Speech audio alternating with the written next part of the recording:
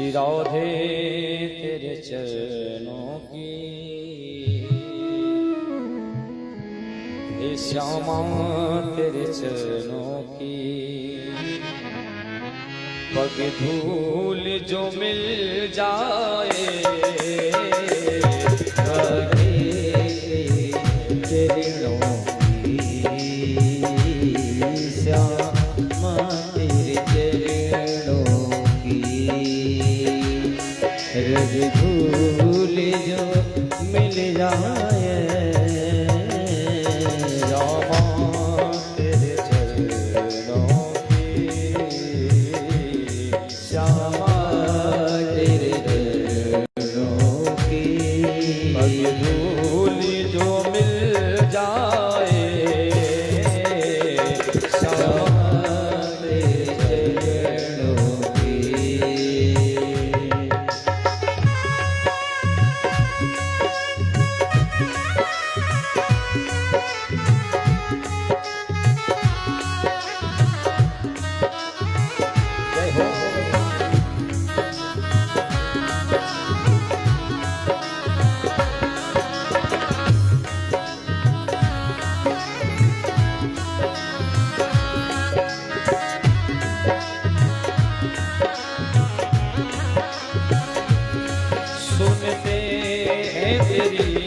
रहमत दिन रात बरसती है, सुनते हैं तेरी रहमत दिन रात बरसती है।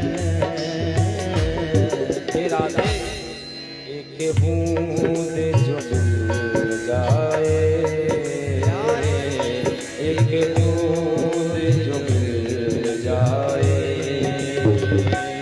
मन की कली खिल जाए, राधे तेरे चरणों की, श्यामा तेरे चरणों की।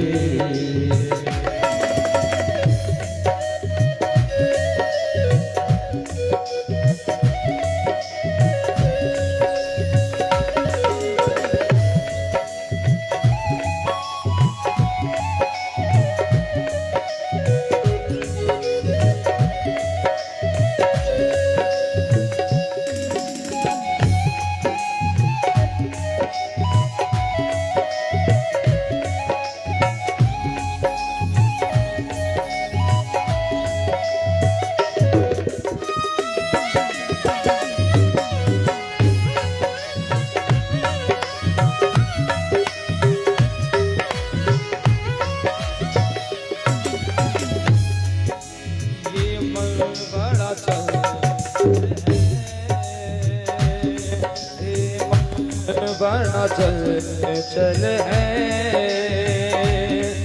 कैसे तेरा भजन करूं, ये मन बड़ा चल है, कैसे तेरा भजन करूं। ये जो मन होता है ना मैया, बड़ा चंचल होता है, ये भगवान के भजन में नहीं लगता, इसलिए भक्त कहता है प्रभु ये मन बड़ा चंचल है, कैसे तेरा भजन करूं, जितना इसे समझाए, जितना इसे समझाए, ही मचल जाए, राधे तेरे चरणों की, श्यामा तेरे चरणों की। बोल वृंदावन बिहारी लाल की जय हो।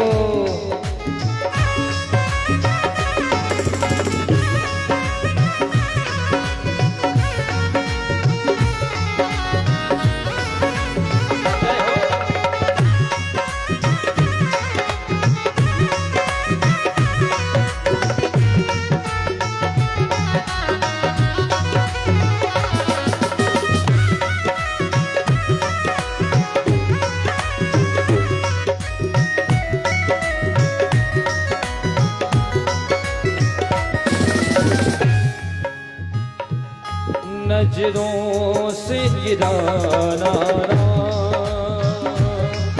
नजरों से गिराना ना, चाहे जितनी सजा देना, नजरों से गिराना ना,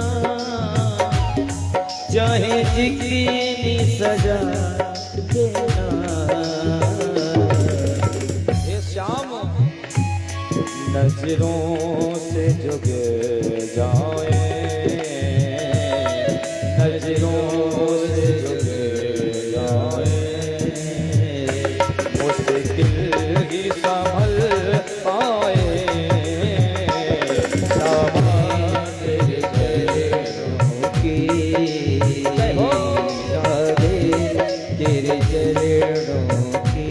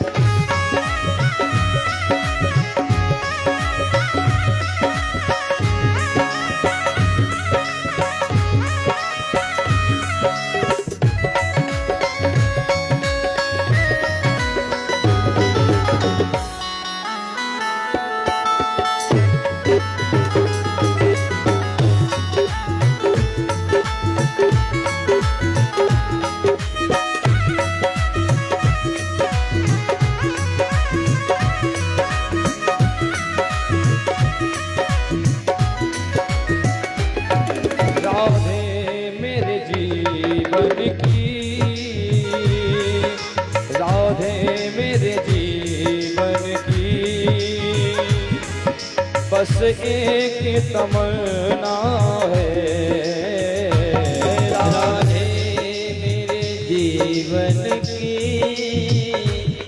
बस एक तमन्ना है। हे बिहारी क्या तमन्ना है? हे श्याम, हे मैया राधा रानी, तुम सामने हो मेरे, तुम सामने हो मेरे, ओ मेरा दम ही निकल जाए, राधे तेरे चरणों की, तेरे चरणों की, अभी धूल जो मिल जाए, तेरे चरणों की, तेरे चरणों की, तेरे चरणों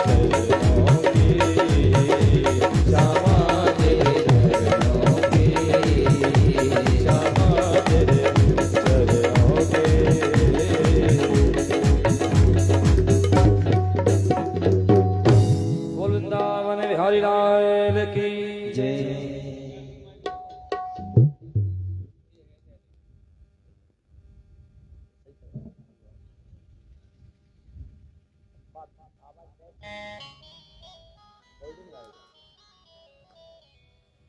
श्री कृष्ण श्री राधे श्याम श्री बोल वृंदावन बिहारी लाल की जय।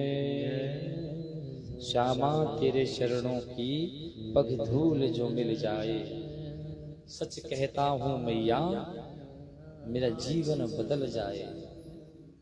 बस भगवान के चरणों की धूल मिल जाए। कल हम लोगों ने श्रवण किया कि मैया अनुसुईया ने कैसे अपने सतत्व के बल पर भगवान को छोटे छोटे लल्ला बना लिया ना। अगर मैया चाहें तो कुछ भी संभव है। अगर मैया चाहें, इसलिए नारी पूजनीय है। अगर स्त्री मैया महिला चाहें तो घर को स्वर्ग बना दें, और अगर ये चाहें तो घर को नरक बना दें।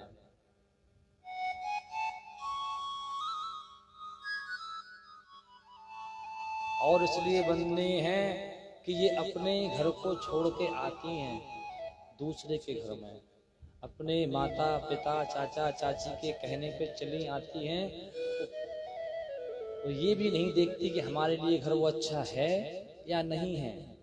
पूरा जीवन आंख बंद करके एक घर में बिता देती हैं।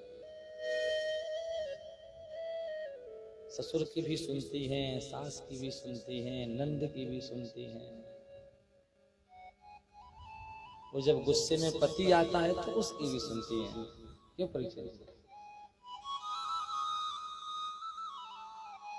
इसके बाद ये मैया घर को ऐसे चलाती हैं जैसे कि घर मेरा ही है। वास्तव में घर उन्हीं का है। कई लोग कहते हैं कि नाना वो पराये घर से आई है। अगर तुम कहोगे कि बहू पराये घर की है तो वास्तव में तुम्हारे लिए पराई सी हो जाएगी। कैसे बोला यार, थोड़ा सा क्लियरिटी नहीं आ रही, बिल्कुल भी समझ में नहीं आ रही आवाज, थोड़ा कर रहा। बोल वृंदावन बिहारी लाल की जय।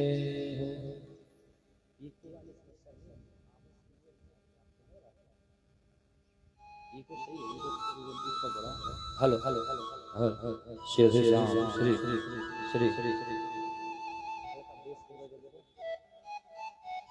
श्री कृष्ण श्री श्री राम श्री श्री श्री राम। बोल वृंदावन बिहारी लाल की जय। और महापुरुषों ने भी गाया है, त्वमेव माता च पिता त्वमेव। सबसे पहले कौन बंदनी है? बोले माँ, है ना? त्वमेव माता च पिता, इसके बाद में पिता आता है, फिर गुरु आता है। माँ इतनी बंदनी है, परीक्षित जी इतनी बंदनी है कि तुम इनके उपकारों को जीवन भर कुछ भी करते रहो लेकिन तुम मिटा नहीं सकते। इन्होंने जो उपकार तुम्हारे लिए किए हैं तुम इन्हें कभी नहीं भुला सकते। माँ तो वो है जो खुद गीले में सोती है, अपने बच्चे को सूखे में सुलाती है। लेकिन माँ के साथ हम लोग क्या करते हैं? हमें ऐसे घरों को देख के बड़ा कष्ट होता है जहां जिनके माता पिता दुखी हैं। क्यों? क्या उन्होंने तुम्हें इसीलिए इतना बड़ा दिया? क्या उन्होंने तुम्हें इसलिए पाला कि तुम जाके कल हमें रुलाओ? क्यों परीक्षा? हर माता पिता की ख्वाहिश होती है कि मेरा बच्चा बड़ा होकर मेरी सेवा करेगा, एक सुंदर सी बहू लाएगा, वो बहू मेरी सेवा करेगी। और जब बहू आके वही पुत्र कहता है, अरे मैया तुमने मेरे लिए क्या किया, शांत बैठी रहा चुपचाप एक कोने में, तो सोचो उस वक्त उस माँ पे क्या बीतती होगी महाराज। बंदनी माँ बंदनी है, अंदर अंदर रोती है। बंदनी माँ बंदनी है, अंदर अंदर रोती है। पहले गीले में सोती थी,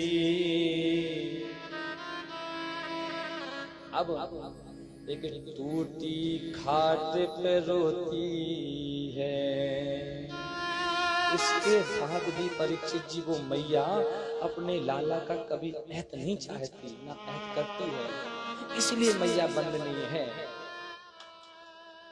इसलिए हम निवेदन करेंगे जो नए युवक हैं कि जीवन में जो कष्ट आए वो सारे कष्ट उठा लेना, लेकिन कभी अपने माता और पिता को दुखी मत रखना महाराज। क्योंकि अगर तुम्हारे माता पिता दुखी हैं तो तुम चाहे भागवत सुन लो, तो चाहे महाभारत सुन लो, चाहे तुम चारों धाम कर लो, तुम्हें उसका कोई पुण्य फल मिलने वाला नहीं है। भले ही तुम कभी कथा ना करवाओ, भले ही तुम कभी भगवान के मंदिर में न जाओ, अगर तुम अपने माता पिता की सेवा करते हो तो ये पक्की बात है कि तुम्हें जीवन में कभी कोई कष्ट का सामना नहीं करना पड़ेगा। बोल वृंदावन बिहारी लाल की। इसलिए निवेदन है कि माता पिता की सेवा करो महाराज। अच्छा एक बात बताओ परीक्षित जी, धर्म पर श्रद्धा करनी चाहिए या नहीं? धर्म पर श्रद्धा होनी चाहिए या नहीं? होनी चाहिए। अच्छा धर्म पर होने वाली श्रद्धा विकास करती है या विनाश? बताओ बताओ। धर्म पर होने वाली श्रद्धा विकास करती है या विनाश?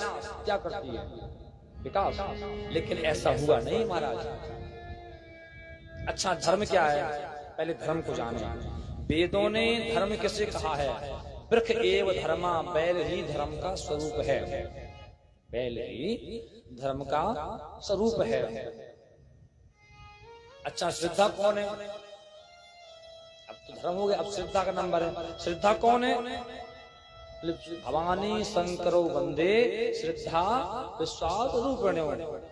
भवानी स्वयं श्रद्धा का स्वरूप है। मैया भवानी स्वयं श्रद्धा का स्वरूप है।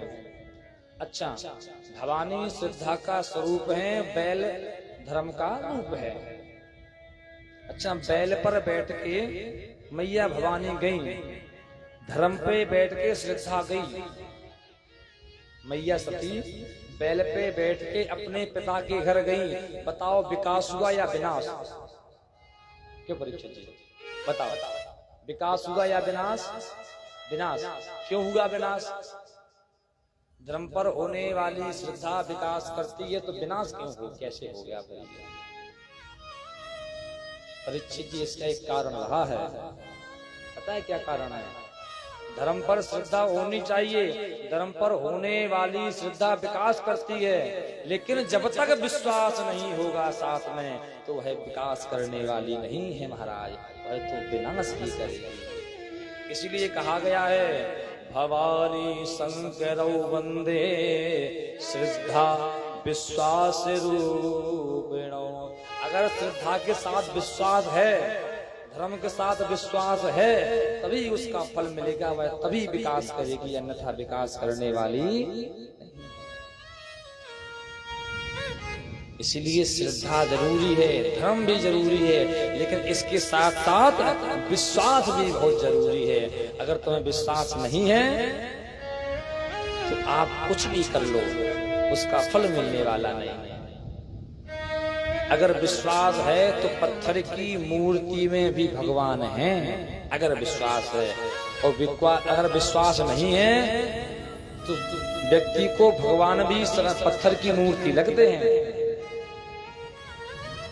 इसलिए अगर कुछ पाना चाहते हो तो पहले विश्वास जरूरी है। माता पे, पिता पे, गुरु पे व्यक्ति को आंख बंद करके विश्वास कर लेना चाहिए। एक बार राजा दक्ष को प्रजापति बना दिया गया। जब इन्हें पद मिल गया तो पद आ जाने के बाद राजा दक्ष को अभिमान हो गया। जब अभिमान हो गया तो भगवान कहते हैं कि हम अपने भक्त के अंदर का अभिमान रहने नहीं देते। जो भगवान का भक्त होता है भगवान उसके अभिमान को चूर चूर कर देते हैं।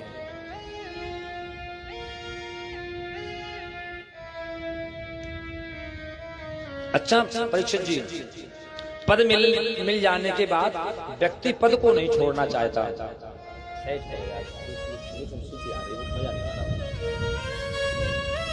श्री राधे हल हल श्री श्री राधे श्याम श्री श्री राधे श्री राधे श्याम श्री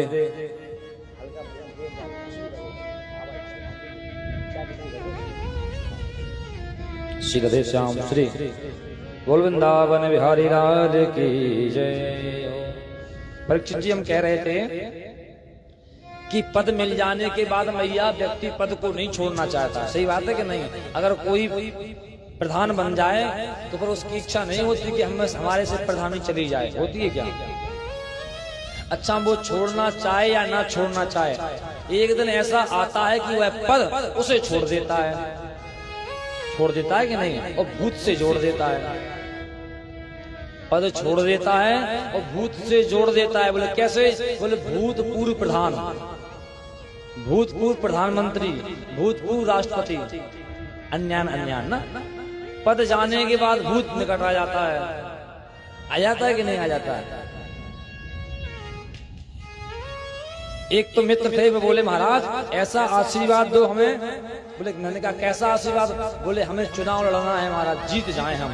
तुम की एक काम करो, इस चुनाव बनाओ सब बेकार की चीजें, भगवान का भजन करो, आप मस्त रहो। वो नाना महाराज अगर यह मौका हाथ से निकल गया अपना हाथ में आने वाला नहीं है। मैंने कहा ना बेटा, ये छोड़ो, भगवान का भजन करो। शरण भंगुर जीवन की कल प्रात को जाने खिली ना खिली,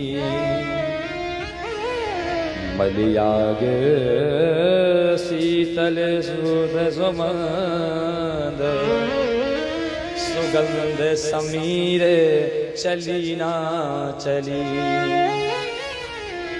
कलिकाल कुठार लिए फिरता, तन नम्र से चोट झिली ना झिली। बोल तो फिर क्या करें? तो मैंने कहा ये काम करो ना, जप ले हरि नाम अरे रसना, जप ले हरि नाम अरे रसना, फिर अंत में जीभ हिली ना हिली। गारंटी नहीं है कि अंत में तुम्हारे मुख से राम निकल जाए। परीक्षित जी बोले महाराज देखो आपकी बातों में आने वाले नहीं हम, जो मौका मिला है हमसे नहीं छोड़ेंगे। क्या हमने कुछ गलत कह दिया? बोले हाँ महाराज सुनो। बोले हमारी कविता सुनो, अभी तुमने सुनाई, लेकिन तुम सुनाओ। तो व्यक्ति वो सुनाने लगे। क्षण भंगुर पद की कंज कली, क्षण भंगुर पद की कंज कली, 5 साल के बाद मिली ना मिली। महाराज पता नहीं 5 साल बाद नंबर आए। हमने कहा अच्छा? बोले हाँ। मत के बहु पार रहे मंगता, बोले मत के मांगने वाले बहुत से हैं, और महाराज अब जनता हमारी ओर है, फिर पता नहीं वह जनता इस ओर हिली ना हिली। महाराज पता नहीं कोई जनता आई ना आई, इसलिए महाराज हमें तो एक कृपा कर दो। बोले क्या? जो विपक्षी है ना वो कुठार लिए फिर रहे हैं, विपक्ष कुठार लिए फिरता, सरकार पे चोट झिली ना झिली। इसलिए महाराज 5 साल हैं ये। बोले तो बोले नोट घसीट धरो। परीक्षित जी नोट घसीट धरो, फिर अंत में सीट मिली ना मिली।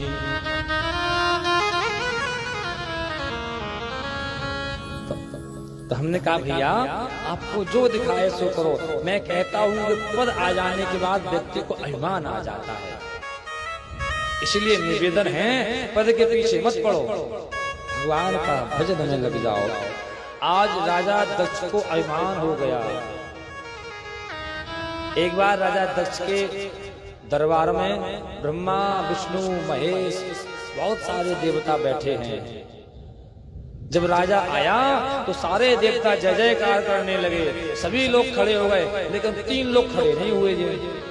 जो कौन? बोले ब्रह्मा विष्णु भगवान शंकर। दक्ष ने सोचा देखो ब्रह्मा तो मेरा पिता है, ब्रह्मा मेरा पिता है, पिता चाहे प्राइम मिनिस्टर बन जाए, पिता थोड़ी प्रणाम करेगा। कोई बात नहीं, मेरे पिताजी खड़े नहीं हुए, और भगवान जो विष्णु हैं वो हमारे पिता के पिता हैं, तो ये परबाबा हुए, चलो कोई बात नहीं, ये खड़े नहीं हुए। लेकिन ये जो शंकर है ये क्यों नहीं खड़ा हुआ? ये तो मेरा दामाद है, मैंने मृग जैसे नैनो वाली अपनी कन्या को इसे दिया है, इसने मेरा अपमान कर दिया, ये तो गाली देने लगा। अघोरी कहीं के कैलाश पे रहने वाले ऐसा वैसा भगवान शंकर शांत खड़े हैं। नंदी पे नहीं सहा गया, नंदी ने श्राप दे डाला, ए दक्ष तू ज्यादा बकरे के जैसे बड़बड़ा रहा है, जा मैं तुझे श्राप देता हूं कि तेरे बकरे का सिर लगाया जाएगा। अब तो वह भी श्राप देने लगा। अच्छा जहाँ हम श्राप देते हैं कि भगवान के जितने भी गण होंगे, जितने भी भक्त होंगे वो अघोरी हो जाएंगे। भगवान ने विचार किया कि अब हमें यहाँ से चलना चाहिए। भगवान तो चल दिए। दक्ष बोला सुनो मेरा आदेश है, मैं प्रजापति हूँ, आज के बाद कोई भी शंकर को भाग नहीं देगा किसी कार्यक्रम में। सीटी आ रही है, कोई भी भाग नहीं देगा। देवता बड़े होशियार, देवता बोले एक काम करो ना प्रभु, पहले तुम ही भाग देना बंद कर दो। जब तुम भाग नहीं दोगे तो कोई भाग नहीं देगा। आज राजा दक्ष ने बड़ा सुंदर यज्ञ करवाया, तो उस यज्ञ में सबको निमंत्रण दिया, सबको बुलवाया, लेकिन भोले बाबा को कोई निमंत्रण नहीं दिया। एक इनकी पुत्री है रोहिणी। रोहिणी आकाश मंडल से अपने पिता के घर जा रही है, तभी कैलाश से गुजरना हुआ तो इसने देखा कि मेरी बहन है सती, चलो इससे भी मिलने, इसको भी साथ में ले चलें। तो जी आज कैलाश पर्वत पे उतरे आए। प्रजापतस्ते ससुरस सांप्रतम् निर्यापितो यज्ञ महोत्सवात्।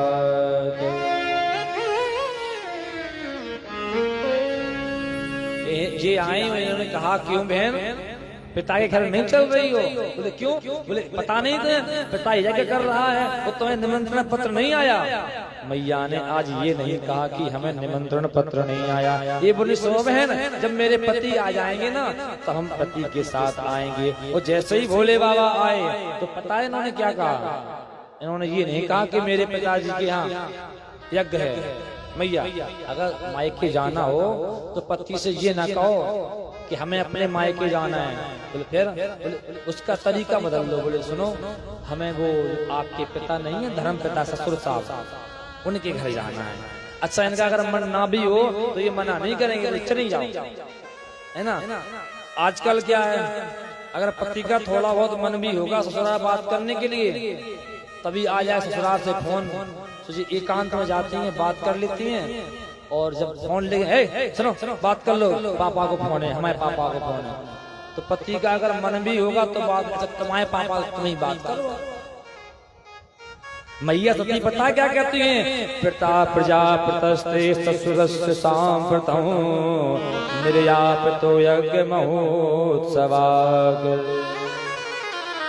इसी का हिंदी रूपांतर श्री तुलसीदास जी महाराज ने किया है, बड़ा सुंदर।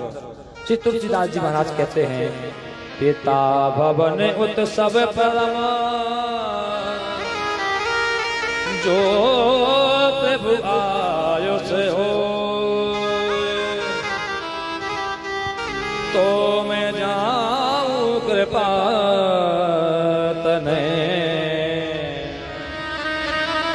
सादर देख। हे प्रभु अगर आपकी कृपा हो जाए, अगर आपकी आज्ञा हो जाए तो मैं अपने पिता तुम्हारे ससुर के घर चली जाऊं। भोले बाबा कहने लगे नीके कहो मोरे मन भावा, नीके कहो मोरे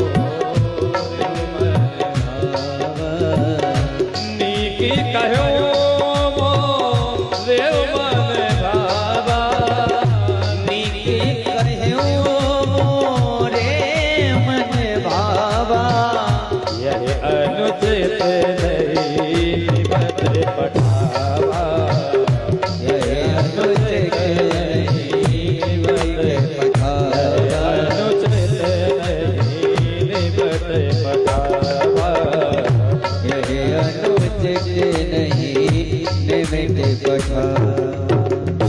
भोले बाबा कहने लगे अरे भैया तुमने बड़ी अच्छी बात कही, मेरा भी मन है कि मैं भी जाऊं, लेकिन यह उचित नहीं है कि बिना निमंत्रण पत्र के हम लोग चले जाएं या जाएं। तो मैया कहने लगी पिता के घर, गुरु के घर, बड़े भाई के घर अगर निमंत्रण ना भी आए तो भी जाना चाहिए, इसमें कोई वो नहीं है। भगवान कहने लगे मैया तुम बिल्कुल सही कह रही हो, पति की पिता के घर, बड़े भाई के घर, गुरु के घर, अपने मित्र के घर अगर निमंत्रण ना भी आए वो तुम पहुंच जाओ तो कोई गलत नहीं है। लेकिन बोले क्या, बोले यद्यपि विरोध मान जहां कोई तहां गए कल्याण न हो। जहां परीक्षित जी विरोध हो उस जगह नहीं जाना चाहिए। आब नहीं आदर नहीं नैनन नहीं सने, तुलसी बहाना जाइए चाहे कंचन बरसे में। जहाँ सम्मान ना मिले वहाँ नहीं जाना चाहिए। वो परीक्षित जी जहाँ सम्मान मिले वहाँ क्या करना चाहिए। आबत दीने बैठ का जावत दीने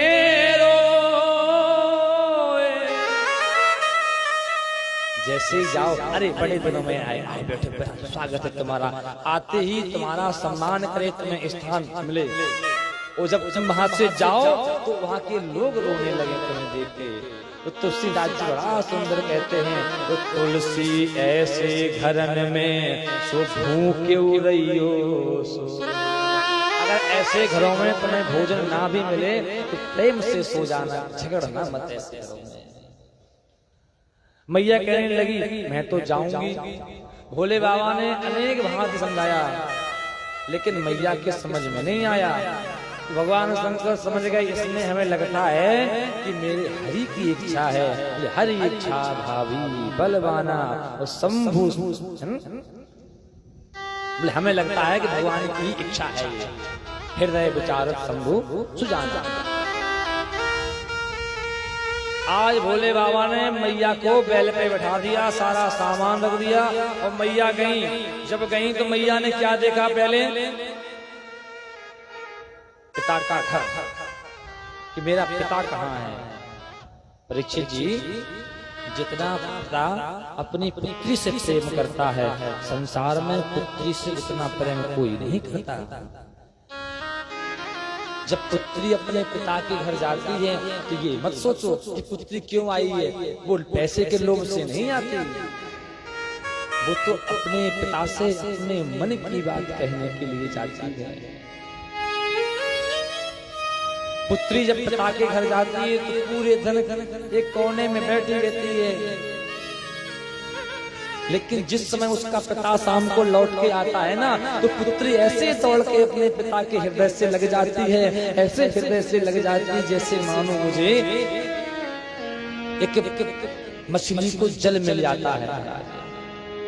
वो तड़पन ऐसे रहती है जैसे जल बिना मछली, जैसे ही पिता मिलता है तो उसे ऐसे लगता है जैसे मुझे जल मिल गया। पुत्री के आंखों से जो आंसू है ना वो रुकते नहीं अपने पिता को देख के। हम लोग कहते हैं कि मायका, वो मायका नहीं है। वास्तव में अगर देखा जाए तो मायका माँ से होता है, लेकिन वो माँ से नहीं है, वास्तव में पिता से होता है। क्योंकि जितना प्रेम पिता अपनी पुत्री से करता है उतना शायद मैया भी नहीं कर पाती। भाभी को क्या लगता है साड़ी के लिए आई है, ना ना, वो तुम्हारे घर तुम्हारी साड़ी लेने नहीं आती, वो भैया से कुछ पैसे लेने नहीं आती, वो तो अपने हृदय की बात सुनाने आती है अपने माता पिता को। जैसे ही पुत्री अपने पिता के गले से लगती है ना परीक्षित जी, तो पुत्री के मुख से कुछ बात नहीं निकल पाती। पिता अपनी पुत्री के आंखों को देख के सब समझ जाता है कि मेरी पुत्री किस हाल में है।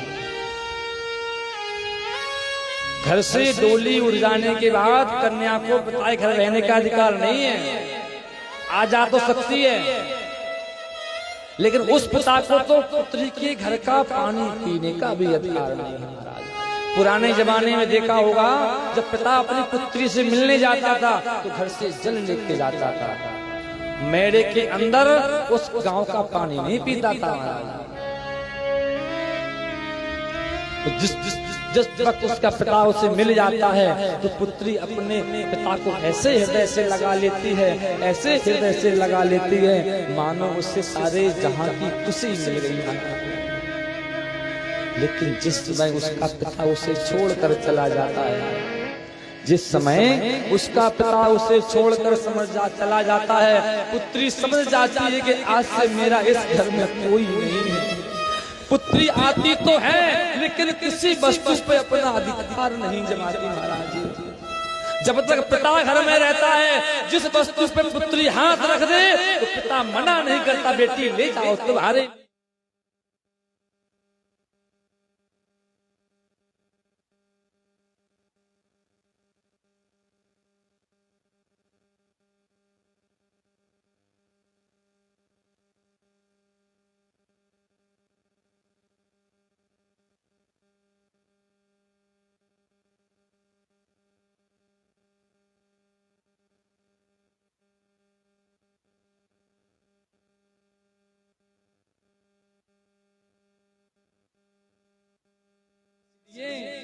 हर एक पाषाण साल के राम की बतिया नहीं होती, फकीरी जिंदगानी में महल कुटिया नहीं होती। किसी भी भूल में कन्या पे चाकू ना चलाना तुम, भूखर घर नहीं होता जहाँ बिटिया नहीं होती। वह घर नहीं होता जिस घर में बेटी का कन्यादान नहीं होता। ऐसे घर को शमशान बताया है वेदों ने महाराज। जब मैया सती अपने पिता के घर गई तो पिता मुख से नहीं बोला। आज मैया रोने लगी, मैया खड़ी खड़ी रो रही है और उनकी जो बहनें हैं ना वो व्यंग्य वचन करने लगी। लो आ गई बिना बुलाए, ये देखो आज मैया सती के कोने में खड़ी खड़ी रो रही है। तो क्या मैया रोती नहीं?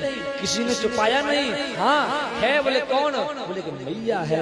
मैया का हृदय कितना भी कठोर हो लेकिन वो अपने पुत्र और पुत्री का दुख नहीं देख सकते।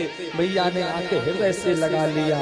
सादर भले मिली एक माता,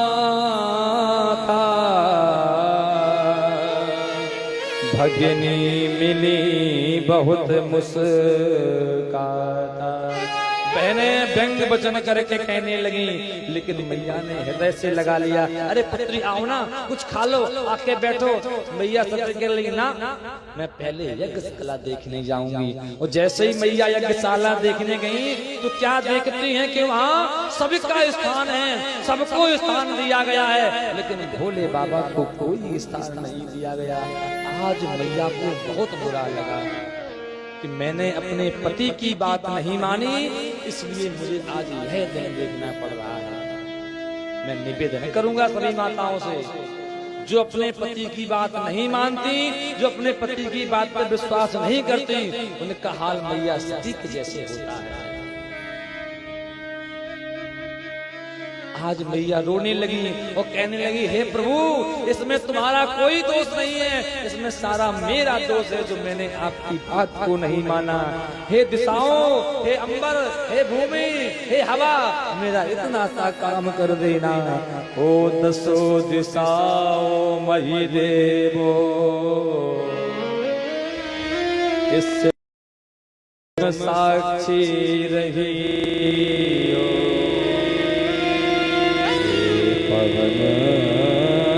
देव यदि पहुँच सको तो पति से ये संदेश कहियो, ये करने का फल उसको आज बता दे। इतनी क्रोधित हुई, इतनी क्रोधित हुई महाराज, अपना शरीर जलाना शुरू कर दिया। इनके शरीर से गरम गरम आग की ज्वालाएं निकलने लगी और मैया ने अपना शरीर अग्नि में समा गया। मैया ने अपना शरीर शांत कर लिया।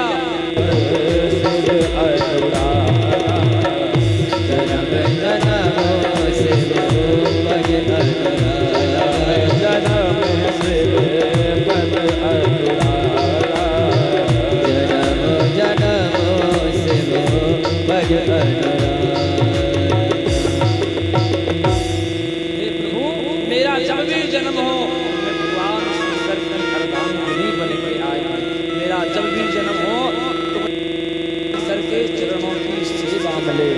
बोल वृंदावन बिहारी लाल की जब जब मैं जन्मूं जहां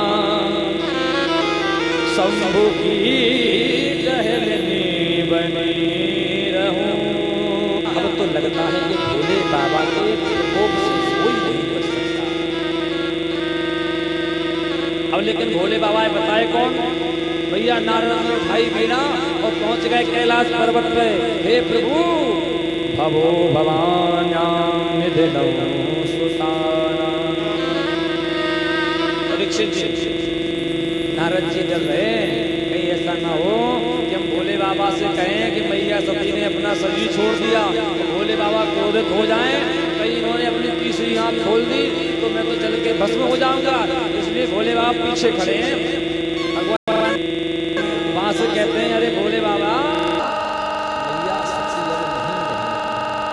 भगवान मुस्कुराए और बोले अरे नारद सामने आओ, मुझे पता है यही होगा। नारद बोले अरे प्रभु तुम्हें गुस्सा नहीं आया? कि चाहते हैं कि भोले बाबा को गुस्सा आ जाए। नारद जी बोले अरे प्रभु तुम्हें पता है? बोले क्या? बोले जो नंदी है ना, नंदी का बड़ा अपमान किया गया, नंदी की बेइज्जती। अच्छा आज भोले बाबा को आया क्रोध और नीचता से सारा एक बाल जैसे ही पृथ्वी पर का महाराज वीरभद्र का गण पैदा हो जाता है। बोल वीरभद्र महाराज की जय हो। बताओ महाराज आदेश हमें क्या करना है? तम किम करोमि मह्यम। बोले जाओ इतना करो। बोले क्या? बोले दक्षम सा यज्ञम जय। जाते दक्ष को दक्ष के यज्ञ के समेत समाप्त कर दो। आज वीरभद्र आए और जैसे ही देखा कि दक्ष का हाथ पकड़ा, दक्ष का सिर खींचना चाहते हैं, लेकिन दक्ष का सिर टूट नहीं रहा महाराज। दक्ष का जो सिर है वो कट नहीं रहा। नंदी बोले अरे महाराज ऐसे नहीं। बोले फिर? बोले इसके हाथ में यज्ञ जनेऊ नहीं, इसके हाथ में कलावा है, रक्षा सूत्र है, इसके हाथ में रक्षा सूत्र बना है। जब तक यह रक्षा सूत्र बना रहेगा इसे कोई नहीं मार सकता। बोले फिर? पहले इसे तोड़ो। आज वीरभद्र ने रक्षा सूत्र तोड़ दिया और दक्ष का सिर से अलग कर दिया। बोल वृंदावन बिहारी लाल की जय। जो महात्मा पहले दाढ़ी हिला रहे थे, जब मैया का अपमान हो रहा था और नंदी का अपमान हो रहा था, तो उसमें कुछ बाबा जो थे, कुछ महात्मा जो थे, वो अपनी दाढ़ी हिला रहे थे। बोले हाँ आया मजा, बिन बुलाई आई थी। कोई नेत्र हिला रहे थे, जो नेत्र हिला रहे थे उनकी तो आंखों को फोड़ दिया गया, तो जो दाढ़ी हिला रहे थे उनकी दाढ़ी को खींच लिया गया। तो सारा यज्ञ विध्वंस हो गया। लेकिन देवता बड़े होशियार, देवताओं ने सोचा अगर यज्ञ नहीं होगा तो हमें भाग कैसे मिलेगा, हम तो भूखे मर जाएंगे। बोले यज्ञ पूरा होना चाहिए। बोले कौन यज्ञ पूरा करा पाएगा? बोले भगवान शंकर। तो आज सारे देवता भगवान शंकर के पास पहुंच गए। देखो इनका नाम है भोले, इन्हें कहते हैं भोले भाले। अच्छा ये भोले कब तक हैं? जब तक ये शांत हैं तक तो हैं ये भोले। जैसे ही क्रोध आ जाता है महाराज ये बन जाते हैं भाले। हाँ आज जैसे ही देवता पहुंचे तो देवताओं ने किया भोले बाबा से क्या? प्रभु कृपा करो ना, अगर तुमने यज्ञ नहीं करवाया तो महाराज हमें भाग नहीं मिलेगा, हमें हक नहीं मिलेगी। राजा दक्ष का यज्ञ पूजा कराने जा रहे हैं, इसीलिए तो कहते हैं महाराज वो है शंकर जो अपनों का अपमान घटा घट पीते हैं। वो है शंकर जो अपनों का अपमान घटा घट पीते हैं। वो है शंकर वो अपनों का, वो है शंकर जो अपनों का अपमान घटा घट पीते हैं। वो है शंकर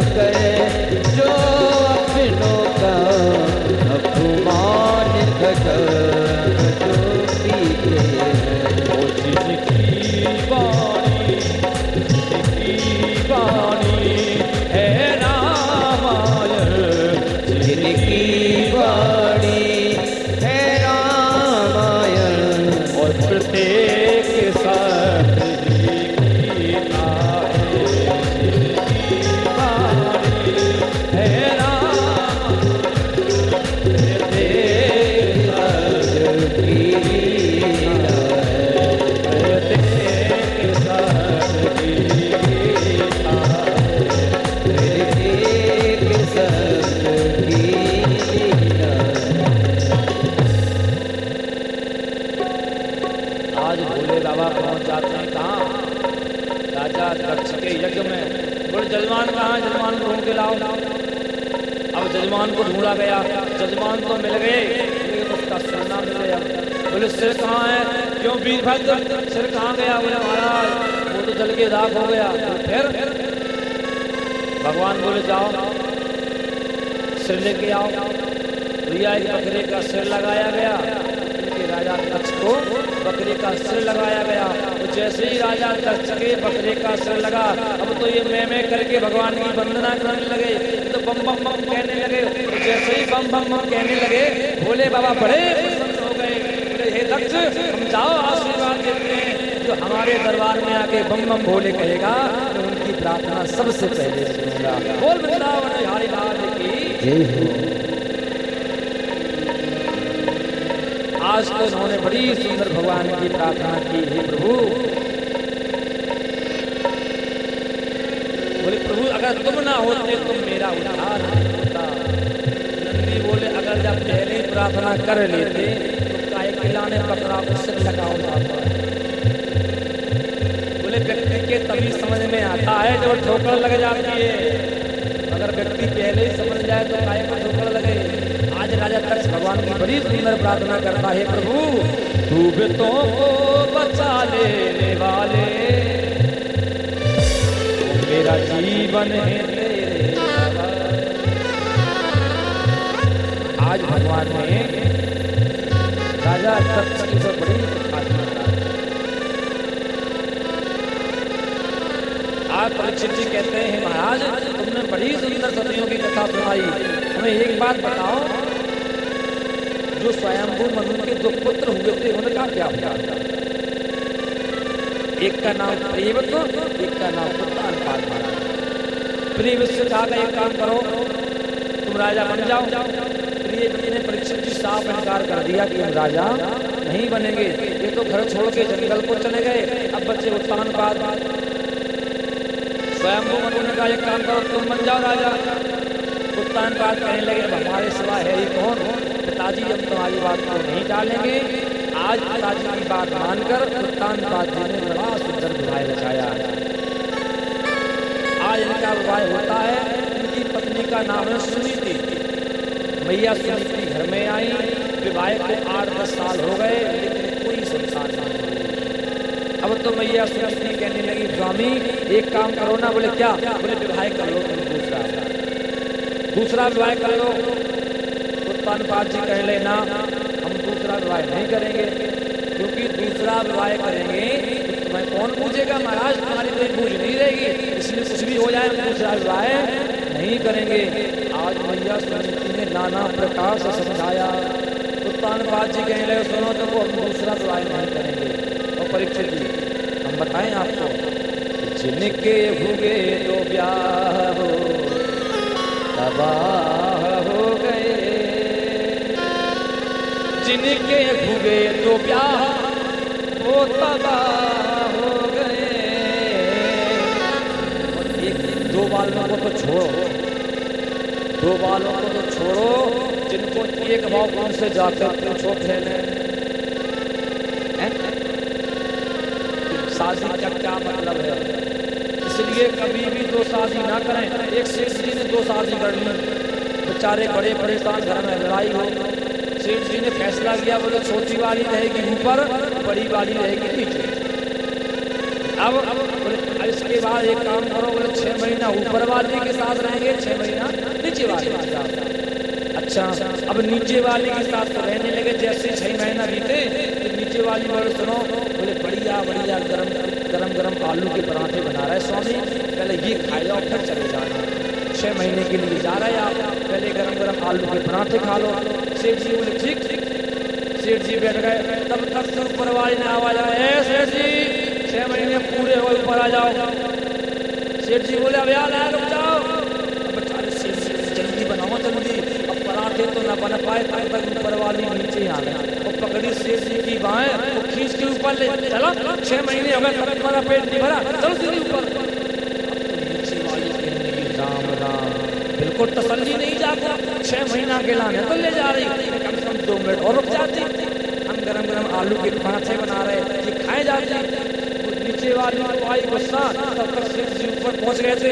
नीचे वाली दौड़ी पकड़े सेठ जी के पैर ऊपर से खींचना शुरू कर दिया। अब नीचे वाली नीचे को ताने, ऊपर वाली ऊपर को ताने। महाराज परीक्षित जी आओ, अब पूरी रात परीक्षित जी सेठ जी दबड़ के जैसे ऊपर नीचे तो तब तक आ गया घर में एक चोर। बेचारो चोर तो चोरी करा होगा भूल तमाशा देख लो। सेठ जी ऊपर से नीचे, नीचे से ऊपर, सेठ जी की पीठ काय के लाल।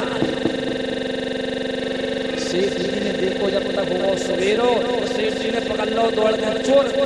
क्यों चोर फिर चोरी करने आए थे? चोर बोलो हाँ, तो चलो राजा के पास। अब तो चोर बेचारो राजा के सामने खड़ो। सेठ जी बोले क्यों तुमने हमारे घर में चोरी करने की हिम्मत कैसे जुटाई? बोले महाराज हम तो चोर हैं, इसमें हिम्मत की क्या बात? बोले महाराज यह चोर है, हमारे घर में चोरी करने के लिए घुसा, इसे दंड दिया जाए। राजा बोला क्यों चोरी करने गए थे? चोर बोला हाँ। बोले चोरी की? बोले ना। बोले फिर क्या करो? बोले पूरी रात तमाशा देखो महाराज। राजा बोला सुनो सेठ जी, जब बेचारे चोर ने चोरी नहीं करी तो छोड़ो जाए। एक काम करो, तुम जो सजा बताओ वो सजा हम जाए देना, छोड़ो। चोर के मन में विचार आया कहीं ऐसा ना हो सेठ जी अपनी वाली सजा हमें ना दिला दे। बोलो महाराज फांसी पे चढ़ा दो, चाहे आगी लगा दो, लेकिन सेठ जी वाली सजा ना दिला दे जो हमें मारा। अब तो राजा चक्कर में पड़ गया कि सेठ जी वाली कौन सी सजा? बोले क्यों राम सेठ जी क्या सजा है? सेठ जी अब सांस बचा लिया। अब को कहते कि पत्नी की माने ऊपर नीचे रबड़ से बड़ी। बोले क्या मतलब? बोले एक चोर बोला एक काम करो जी, ऐसे नहीं बताएंगे, का कुर्ता उठाओ। तो जैसे ही कुर्ता उठाया महाराज सेठ जी की पीठ लाल धरी। हाँ बोले ये क्या है? बोले महाराज तो ब्याह की सजा है, इसलिए कह रहे हैं हम जिनके हुए तो ब्याह हो तबाह हो गए, जिनके हुए तो ब्याह हो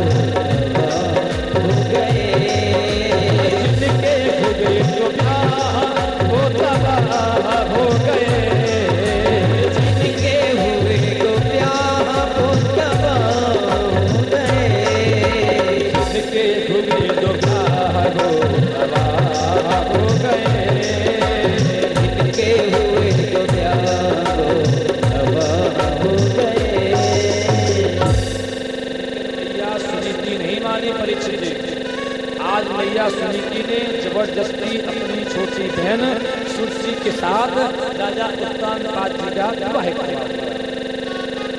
और जैसे ही डोला आया महल के पास, आज सुरसी कहने लगी है डोला यही रोक दो, डोला अंदर नहीं जाएगा। मंत्री ये बताओ इस महल में कौन कौन रहता है? मंत्री बोला मैं, राजा और प्रजा और राजा बताएगा। मंत्री ने ये नहीं कहा कि मैया सुनीति रहती है। तब तक आ गया राजा, हे राजन हमें पहले ये बताओ इस महल के अंदर कौन कौन रहता है? राजा भी झूठ बोल गया, राजा ने भी नहीं बताया। बोले मैं, मेरी प्रजा और मंत्री, आगे मंत्री बताएगा। तब तक मैया सुनीति सुंदर सा थाल लेके आ गई।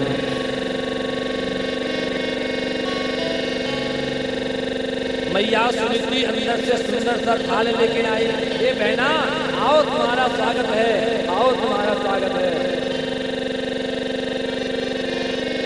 आओ बहना इधर तो देखो, ये सब धन धाम तुम्हारा है। ये बहना सारा राजपाट तुम्हारा है, इधर आओ। सुनीति बोली अच्छा ये तुम्हारा राजपाट है? सुनीति कहने जब मेरा राजपाट है, मेरा राजा है, मेरी प्रजा है और मेरा महल है, तेरा क्या काम यहाँ से, निकल जा यहाँ से। अब तो मैया सुनीति अरे बहना मुझे किसी के कोने में डाल फिर बड़ी रहूंगी, तो रोटी दे देना मैं वही खाती रहूंगी महाराज, मुझे और कुछ नहीं चाहिए, तू बस राजा को संस्थान दे दे। आज तो मैया सुनीति कर रही ना, जब तू यहाँ नहीं रह सकती तो नहीं रह सकती, मुझे महल से निकलना होगा। आज मैया कौरानी कहा था ना तुमसे कि दूसरी शादी मत करवाओ।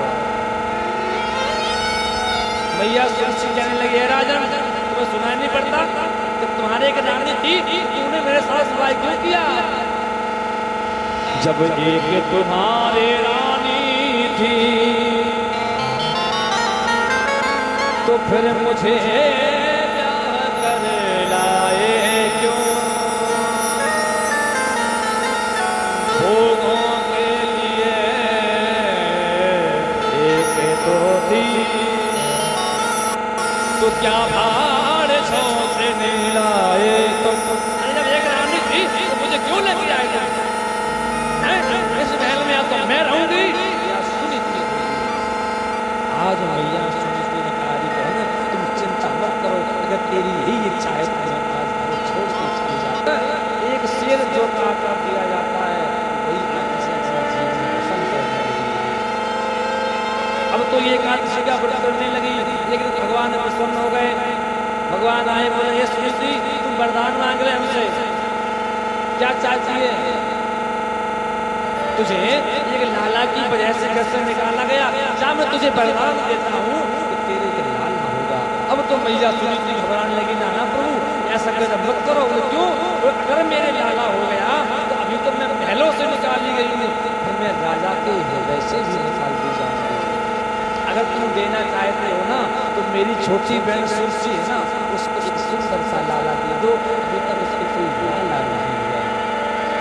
भगवान बोले अरे सुनीति तू सुरसी की बात करती है, उसको तो एक जन्म छोड़ो 7 जन्म तक कोई लाला नहीं है। आज मैया सुनीति रोने लगी, नाना प्रभु अगर तू देना चाहता है ना तो मेरी बहन को एक सुंदर सा लाला दे दो। आज भगवान मैया सुनीति की बात को टाल नहीं सके। जा तेरी इच्छा है तो मैं वरदान देता हूँ कि तेरी बहन के तेरे भी सुंदर सा लाला। बोल वृंदावन बिहारी लाल की जय।